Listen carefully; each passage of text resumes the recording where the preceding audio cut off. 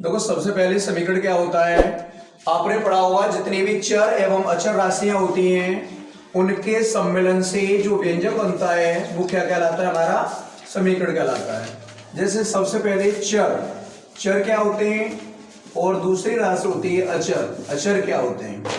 देखिए चर का मतलब होता है कोई भी ऐसा मान जिसका मान निरंतर परिवर्तनशील होता है, निरंतर बदलता रहता है, उस मान को हम क्या बोलते हैं, चर बोलते हैं। जितने भी अक्षर होते हैं, एक्स हुआ, वाई हुआ, जेड हुआ या ABCD का जो भी लेटर होगा वो क्या कहलाएगा, हमारा चर कहलाएगा। अचर में क्या होता है, कोई भी ऐसा मान जो बदलता नहीं है। गणित में जितने भी गणितीय मान है 1, 2, 3 ये सभी मान कौन से मान कहलाते हैं, हमारे अचर मान कहलाते हैं। तो इन चर मान और अचर मान दोनों के सम्मेलन से जो व्यंजक प्राप्त होता है वो क्या कहलाता है, हमारा समीकरण कहलाता है। जैसे माना मैंने पहला अचर मान ले लिया 2 और कोई भी चर राशि ले ली x, प्लस का चिन्ह लगाया, उसके बाद कोई दूसरा अचर मान लिया 3 और चर राशि ले ली y बराबर मान लिया 0, तो जो व्यंजक बना 2x + 3y ये हमारा क्या बन गया, ये हमारा समीकरण बन गया। ठीक, समीकरण दो प्रकार के होते हैं। पहला समीकरण होता है हमारा जिसे हम बोलते हैं सरल समीकरण।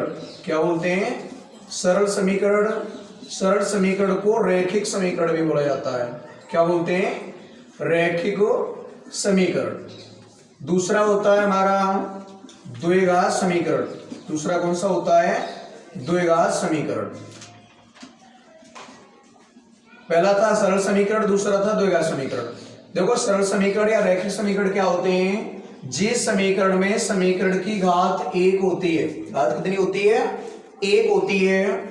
एक घात वाले सभी समीकरणों को हम कौन सा समीकरण बोलते हैं, सरल समीकरण बोलते हैं। और द्विघात समीकरण में क्या होता है, समीकरण की घात हमेशा 2 रहती है। समीकरण की घात कितनी रहती है, 2 रहती है। जैसे x² + 5x + 6 = 0।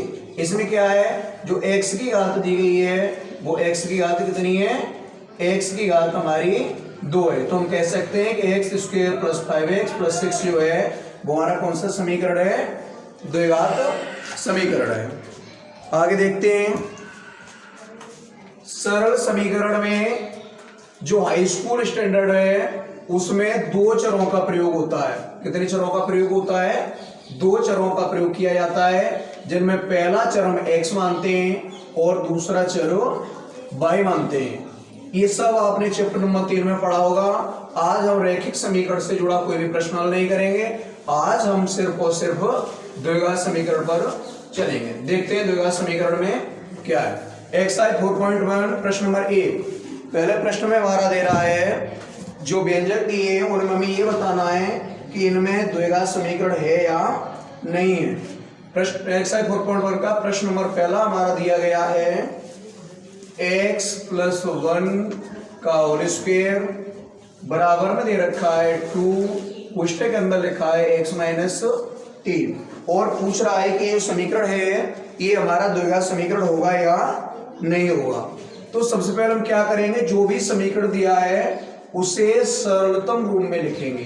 कौन से रूप में लिखेंगे, सरलतम रूप में लिखेंगे। और सरलतम रूप में लिखने के बाद यदि उस समीकरण की घात 2 आती है, कितनी घात आती है, 2 आती है, तो दिया गया समीकरण कौन सा समीकरण होगा, द्विघात समीकरण होगा। ठीक, इतना समझ आ चुका। आगे हम क्या करेंगे, समीकरण हल करते हैं। देखो हमारा प्रश्न दिया है x + 1 का होल स्क्वायर बराबर दिया है 2 ब्रैकेट्स में x - 3। पहले से हम सीधा बनाएंगे, a + b के होल स्क्वायर से इस मान को खोलेंगे तो a का स्क्वायर यानी x का स्क्वायर, b का स्क्वायर यानी 1 का स्क्वायर +2 a का मान x × b का मान 1 और पीछे पुष्टक को खोल देंगे। 2 का मल्टीप्लाई x में करेंगे तो 2x आएगा और 2 का 3 करेंगे तो 6 आ जाएगा। इसे आगे हल करेंगे, x² प्लस 1 का वर्ग कितना होता है, 1 प्लस मल्टीप्लाई करेंगे 2 को x में करेंगे तो 2x आएगा और बराबर में संख्या जैसी दी थी वैसी की वैसे लिख देंगे। यहाँ पे देखो जो भी संख्या हमारे बराबर के पीछे दी है उससे हम आगे लेके आएंगे। प्लस का 2x है, बराबर के आगे आएगा चिन्ह बदल जाएगा, माइनस का बन जाएगा, माइनस का 6 है, आगे आएगा प्लस का हो जाएगा, बराबर में 0।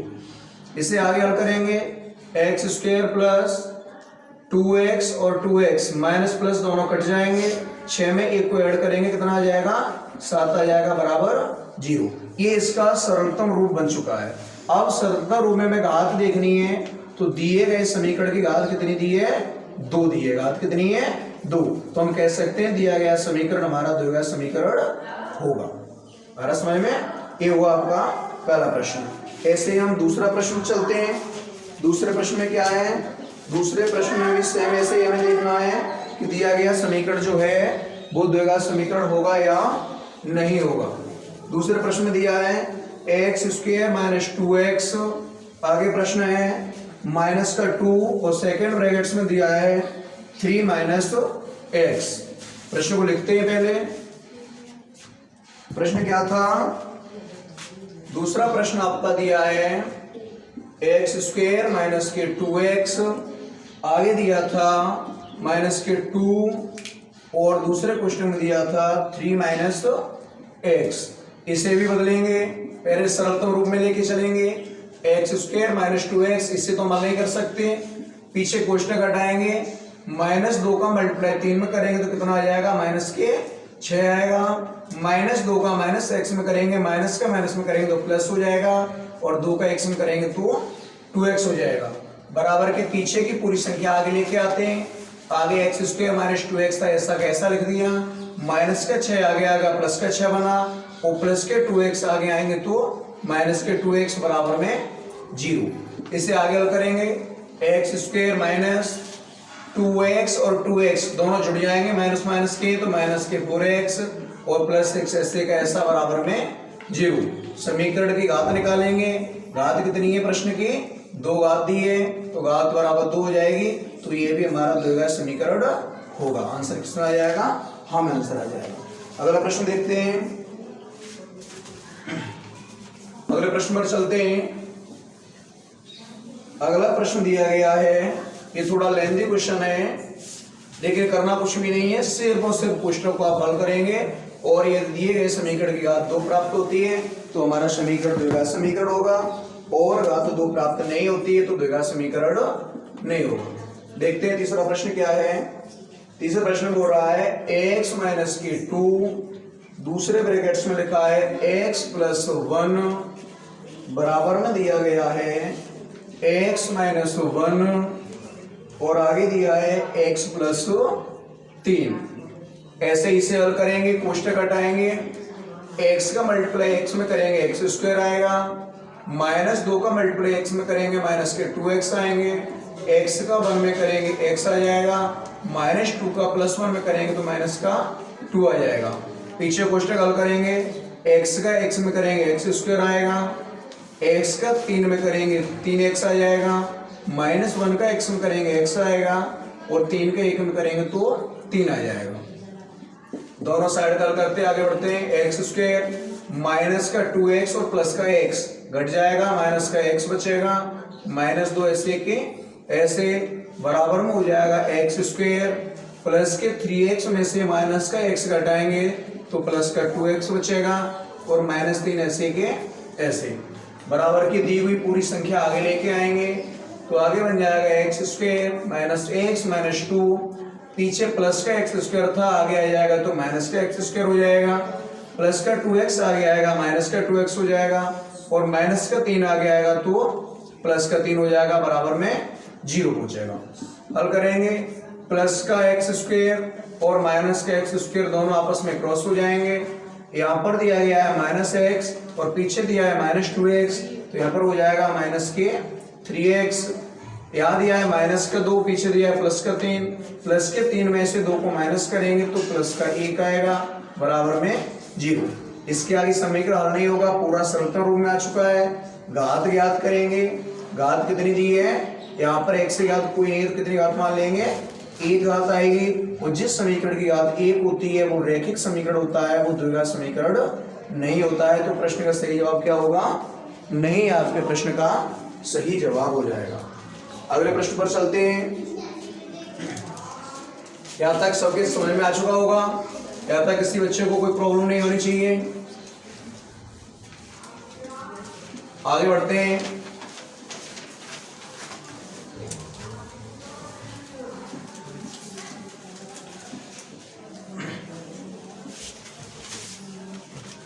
इसी श्रृंखला में आपका अगला क्वेश्चन दिया गया है।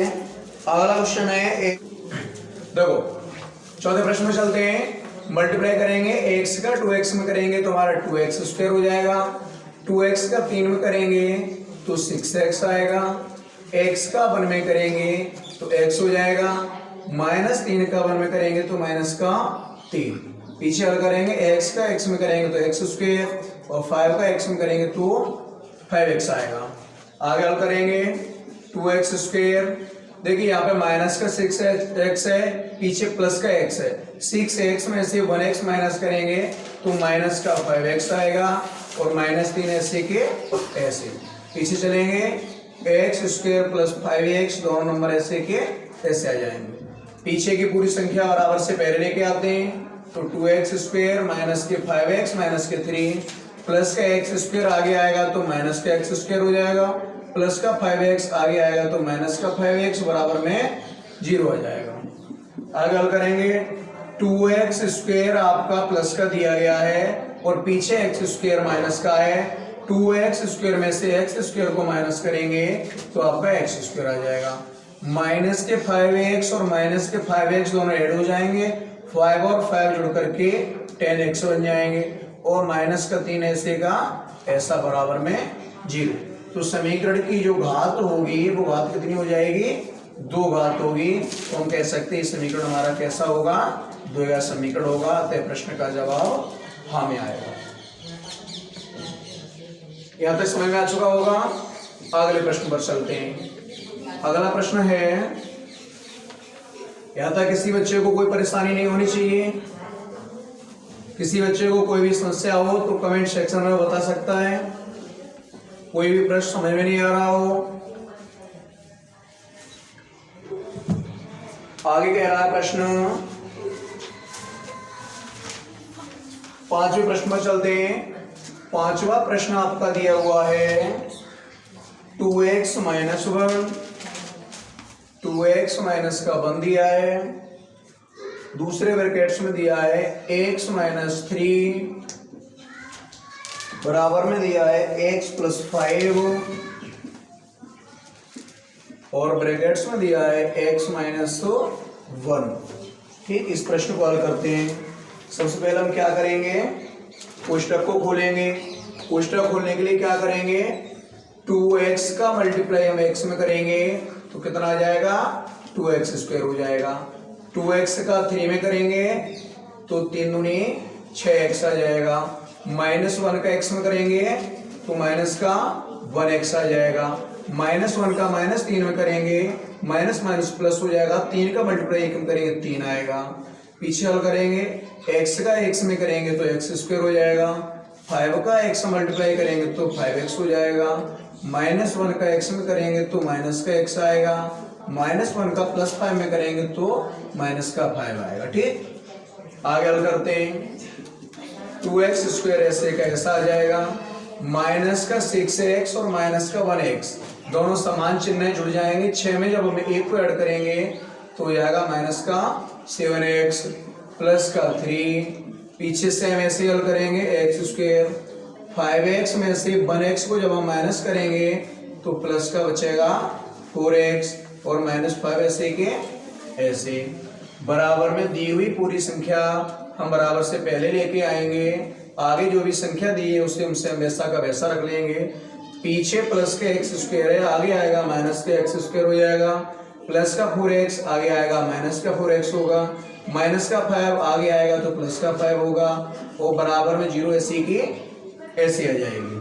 आगे हल करेंगे 2x स्क्वायर में से x स्क्वायर को माइनस करेंगे तो x स्क्वायर बचेगा। माइनस का 7x और माइनस का 4x माइनस चिन्ह समान आएगा, जुड़ जाएंगे। 7 में जब हम 4 को ऐड करेंगे तो 11x हो जाएगा। प्लस का 3 है और प्लस का 5 है। 5 में 3 को जब हम ऐड करेंगे तो 8 आएगा, बराबर में 0 आ जाएगा। घात समीकरण की कितने निकल के आती है, हमारे दिए गए प्रश्न की घात 2 है। तो अतः हम कह सकते हैं ये समीकरण जो होगा वो कैसा समीकरण होगा, द्विघात समीकरण होगा। यहां तक समझ में आ गया। अगले प्रश्न पर चलते हैं।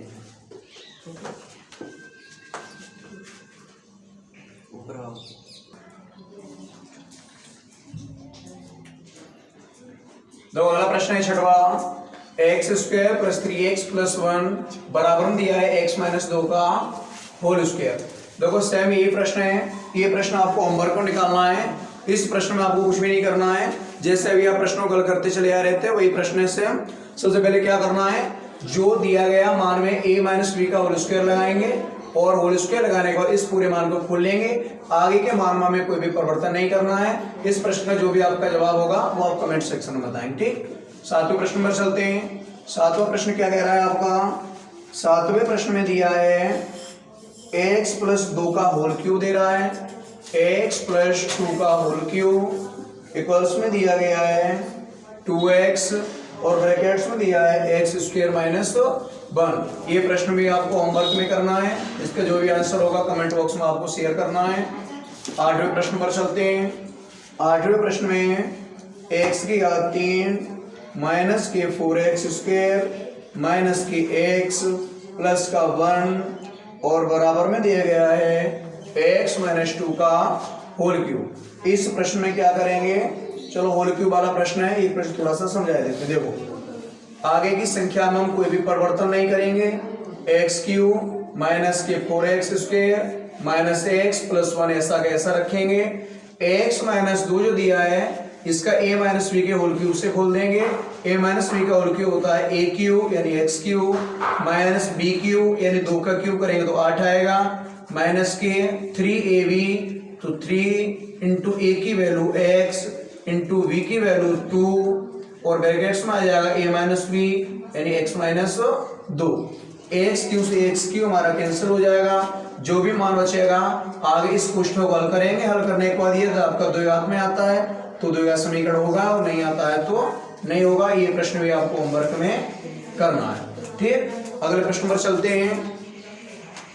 आगे मानने वाले कुछ प्रश्न हैं, यहां तक की नोट कर लीजिएगा, आगे प्रश्नों पर फिर ध्यान देते हैं। चलो देखिए प्रश्न नंबर 2 का फर्स्ट, ये प्रश्न आपको अभी स्क्रीन पर आपका दिखाई दे रहा होगा, तो इस प्रश्न को हम थोड़ा आगे हल करते हैं। देखो एक आयताकार भूखंड का क्षेत्रफल 528 मीटर स्क्वायर है, क्षेत्र की लंबाई चौड़ाई के दुगने से 1 अधिक है। हमें भूखंड की लंबाई और चौड़ाई ज्ञात करनी है। देखिए प्रश्न में न तो हमें लंबाई दी गई है और न प्रश्न में हमें चौड़ाई दी गई है, तो हम क्या करेंगे, सबसे पहले मान लेंगे, ठीक। देखो माना आयताकार भूखंड की, माना आयताकार भूखंड की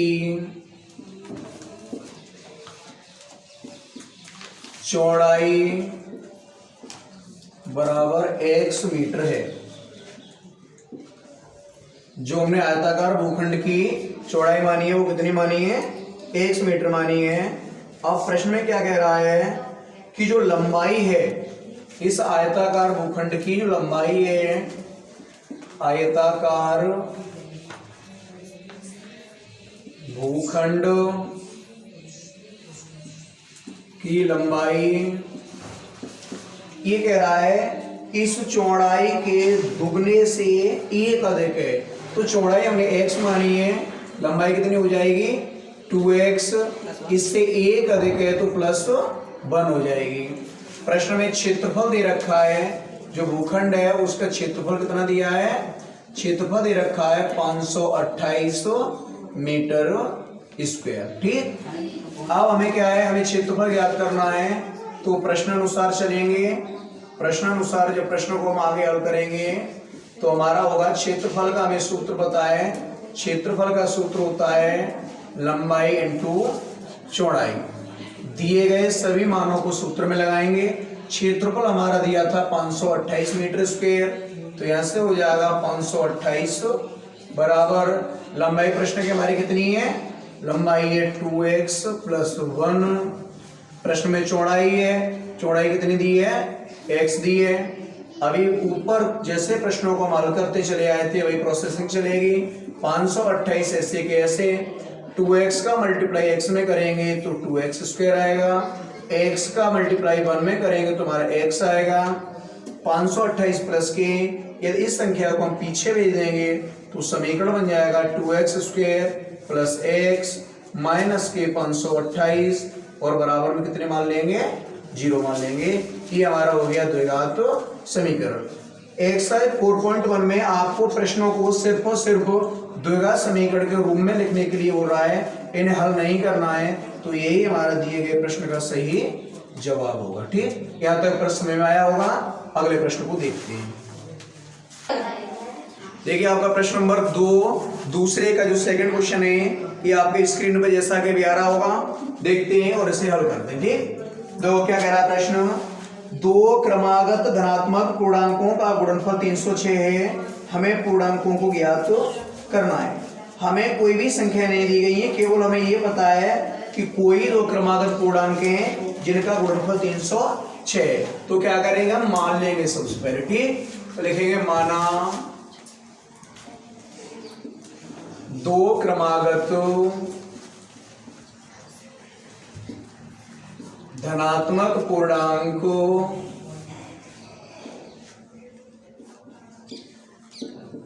माना 2 क्रमागत धनात्मक पूर्णांक, पहला x है और दूसरा मान लिया x प्लस 1 है। ध्यान रखना, जब भी हम कभी क्रमागत संख्याओं को मानते हैं तो क्रमागत संख्याओं को देख लेते हैं पहले। क्रमागत संख्या क्या होती हैं? क्रमागत संख्या का मतलब होता है कोई भी ऐसी संख्या जो क्रमशः आती हो, जैसे 1 के बाद 2 आता है, 2 के बाद 3 आता है, 4 5, ये इन संख्याओं का क्रम है। अगर इन्हीं संख्याओं को विषम रूप में लिख दिया है, अभी कोई लिख दे 1 फिर 3 फिर 7 फिर 9 फिर 10, तो इन संख्याओं में हमारा कोई भी क्रम नहीं है, क्योंकि 1 और 3 के बीच डिफरेंस है वो 2 का है, 3 और 7 के बीच में डिफरेंस है वो 4 का है, 7 और 9 के बीच में डिफरेंस है वो 2 का है, 9 और 10 के बीच में डिफरेंस है वो 1 का है। तो हमारे जो डिफरेंस है ये विभिन्न डिफरेंस है। क्रमागत में क्या होता है, अंतर हमेशा समान रहेगा। जैसे 1 और 2 के बीच में जो अंतर है कितने का है, 1 का है। 2 और 3 के बीच में अंतर कितने का है, 1 का है। 3 और 4 के बीच में 1, 4 और 5 के बीच में 1, 5 और 6 के बीच में 1। तो हम कह सकते हैं ये दी गई सभी संख्याएं हैं वो कैसी संख्याएं, क्रमागत संख्याएं। ऐसे ही हमें पता था क्रमागत संख्याओं में हमारा अंतर है वो कितने का होना चाहिए, 1 का अंतर होना चाहिए। तो हमें अज्ञात नंबर थी, तो पहले ही हमने अज्ञात संख्या मान ली x और दूसरी मान ली x प्लस 1। अब प्रश्नानुसार वो क्या कह रहा है, प्रश्नानुसार कह रहा है इन दोनों जो संख्याएं आपने अभी मानी है, पहली संख्या मानी x, दूसरी संख्या मानी x प्लस 1, इन दोनों संख्याओं का जो गुणनफल है वो कितना है, 306 है। हमें समीकरण के रूप में व्यक्त करना है। कोष्टक खोलेंगे, x का मल्टीप्लाई x में करेंगे x स्क्वायर आएगा, x का मल्टीप्लाई 1 में करेंगे तो x आ जाएगा, और बराबर में दिया है 306। 306 के आगे कोई चिन्ह नहीं है, प्लस का चिन्ह मानेंगे, और बराबर के बाद वाली संख्या को जब हम पहले लेके आएंगे तो प्लस की संख्या है वो किसकी बन जाएगी, माइनस की बन जाएगी, और बराबर में हम लिख देंगे 0। तो हमें संख्या का जो समीकरण था, समीकरण रूप में निरूपण था वो कितना बन गया, x square plus x minus के 306। यही हमारे प्रश्न का सही जवाब होगा। देखिए प्रश्न नंबर दूसरे का जो थर्ड प्रश्न है वो आपके स्क्रीन पर आपको दिखाई दे रहा है, और इसे हम सॉल्व करते हैं। तो क्या कह रहा है प्रश्न, रोहन की माँ उससे 26 वर्ष बड़ी है, उनकी आयु वर्षों में दी गई है, उसका गुणनफल अब से 3 वर्ष बाद 360 हो जाएगा। हमें रोहन की वर्तमान आयु ज्ञात करनी है। देखिए हमें रोहन की वर्तमान आयु दी नहीं गई है, तो हम क्या करेंगे, मान लेंगे। ठीक है, तो लिखेंगे माना रोहन की वर्तमान आयु बराबर x वर्ष। हमने रोहन की उम्र कितनी मान ली, x वर्ष मान ली। प्रश्न में क्या कह रहा है, रोहन की माँ उससे 26 वर्ष बड़ी है, तो रोहन की जो माँ की उम्र होगी वो कितनी हो जाएगी, रोहन की माँ की वर्तमान आयु, रोहन की माँ की वर्तमान आयु कितनी हो जाएगी, इससे 26 वर्ष बड़ी है, तो x प्लस 26 वर्ष हो जाएगा। अब प्रश्न में क्या कह रहा है वो, प्रश्नानुसार कह रहा है कि अब से 3 वर्ष पश्चात, प्रश्नानुसार क्या कह रहा है वो, 3 वर्ष पश्चात उन दोनों की आयु का जो गुणनफल होगा वो 360 हो जाएगा। हमें आयु, वर्तमान आयु पता है रोहन की 100 वर्ष है। प्रश्नानुसार 3 वर्ष बाद जो रोहन की आयु होगी वो कितनी हो जाएगी, रोहन की आयु। देखिए जब भी प्रश्न में उम्र वाले प्रश्न दिए हों और उम्र वाले प्रश्नों में हमें ये पूछ रहा हो कि पश्चात, एक तो उम्र पूछता है बाद वाली, बाद को बोलते हैं पश्चात, क्या बोलते हैं, पश्चात। और अगर किसी प्रश्न में लिखा हो कि उसकी पूर्व में आयु इतनी थी, पहले पूछी जाती है, तो पश्चात वाली आयु हमेशा जुड़ती है और पूर्व वाली आयु हमेशा घटती है। इसे अच्छे से ध्यान रखेंगे। केवल उम्र वाले प्रश्नों में इन्हीं 2 पॉइंट्स पर ध्यान रखा जाता है। पश्चात पूछ रहा है तो 3 वर्ष बाद रोहन की आयु वर्तमान में हमने x मानी है, 3 वर्ष बाद है तो प्लस कितना हो जाएगा, 3 हो जाएगा। ऐसे ही 3 वर्ष बाद माँ की आयु पर चलेंगे। 3 वर्ष बाद माँ की आयु, माँ की आयु वर्तमान में कितनी दी गई है हमें, वर्तमान में माँ की आयु दी है x प्लस 26 और 3 और इसमें ऐड करेंगे तो माँ की उम्र हो जाएगी x प्लस 29। क्या कह रहा है वो, इन दोनों का गुणनफल, रोहन की उम्र कितनी मानी है हमने, x प्लस 3 माना गया है, उसकी माँ की उम्र कितनी है, x प्लस 29 है। इन दोनों का जो गुणनफल होगा वो कितना होगा, 360 दिया। x में करेंगे तुम्हारा कितना आ जाएगा, x स्क्वायर आ जाएगा। 3 का मल्टीप्लाई x में करेंगे तो 3x आएगा। 29 का मल्टीप्लाई x में करेंगे तो 29x आएगा। 29 का मल्टीप्लाई हम 3 में करेंगे तो 29 कितना होता है, 87, बराबर में 360 ऐसे के ऐसे। इसे आगे हल करेंगे, x स्क्वायर 3x और 29x हमारे जुड़ जाएंगे। 29 और 3 कितने होते हैं, 32 हो जाएंगे, प्लस 87 ऐसे के ऐसे। 360 पीछे प्लस का था, आगे लेके आएंगे माइनस का हो जाएगा, बराबर में 0 आ जाएगा। x स्क्वायर प्लस 32x, देखो 360 में से जब हम 87 माइनस करेंगे तो हमारा आ जाएगा 273, बराबर में 0। ये हमारे प्रश्न का सही जवाब होगा, ये हमारे प्रश्न का आंसर होगा। तो एक्सरसाइज 4.1 का लास्ट क्वेश्चन आपके स्क्रीन पर आपको दिखाई दे रहा है। इस लास्ट प्रश्न को हल करते हैं। तो क्या कह रहा है प्रश्न में, एक रेलगाड़ी 480 किलोमीटर की दूरी समान चाल से तय करती है। यदि इसकी चाल 8 किलोमीटर प्रति आवर कम होती तो वह उसी दूरी को तय करने में 3 आवर्स का टाइम लेती है। तो तुम्हें रेलगाड़ी की चाल ज्ञात तो करनी है। देखो सबसे पहले क्या करेंगे, रेलगाड़ी की जो वर्तमान चाल है वो हमें नहीं मालूम है तो हम क्या करेंगे, मान लेंगे। ठीक है, सबसे पहले हम लिखेंगे माना रेलगाड़ी की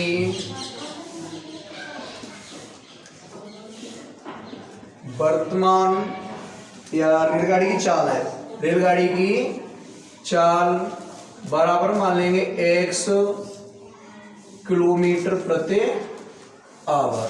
ठीक, आगे क्या कह रहा है प्रश्न में, 480 किलोमीटर की आपको दूरी दे रखी है। तो दूरी है जो प्रश्न में, दूरी लिखेंगे, दूरी दी है 480 किलोमीटर। यहां से सबसे पहले आप समय निकालेंगे। सूत्र होता है, आपने सूत्र पढ़ा हुआ एक, चाल बराबर दूरी बट्टे समय। क्या सूत्र पढ़ा है, चाल बराबर दूरी बट्टे समय। अब अगर यहां से हम समय का सूत्र बनाएंगे तो यहां से समय बराबर हो जाएगा दूरी बट्टे चाल। चाल कहां पे आ जाएगी, समय की जगह पर नीचे आ जाएगी। तो समय बराबर दूरी बट्टे चाल। अब यहां से समय दूरी कितनी दी है हमें, 480 दी है। चाल प्रश्न में कितनी दी है, x दी है। इसे बना देंगे समीकरण फर्स्ट। आगे प्रश्न में क्या कह रहा है, यदि इसकी चाल 8 किलोमीटर प्रति आवर कम होती। अब हमें जो वर्तमान चाल दी थी रेलगाड़ी की कितनी है, x थी, और पूछ रहा है कि अगर यही चाल 8 किलोमीटर प्रति आवर है, ये हमें कम करनी है, तो जो नई चाल होगी, नई चाल कितनी रह जाएगी, पहले जो पुरानी चाल है वो x है और 8 किलोमीटर प्रति आवर कम करनी है, तो नई चाल रह जाएगी हमारी x माइनस 8। यहां से इसका समय निकालेंगे, समय निकालेंगे, समय का सूत्र था अभी निकाला था हमने, दूरी बट्टे चाल। समय का सूत्र क्या था, दूरी बट्टे चाल। दूरी हमारे प्रश्न में कितनी है, दूरी कोई परिवर्तनशील नहीं है, 480 की 480 रहेगी। चाल हमारी निकली है x माइनस 8, इसे डाल देंगे समीकरण 2। प्रश्न अनुसार क्या कह रहा है वो, प्रश्न में पूछ रहा है कि इन दोनों में जो इनका डिफरेंस आ रहा है वो 3 घंटे अधिक ले रही है। कितना अंतर आ रहा है इनका, 3 घंटे का अंतर आ रहा है।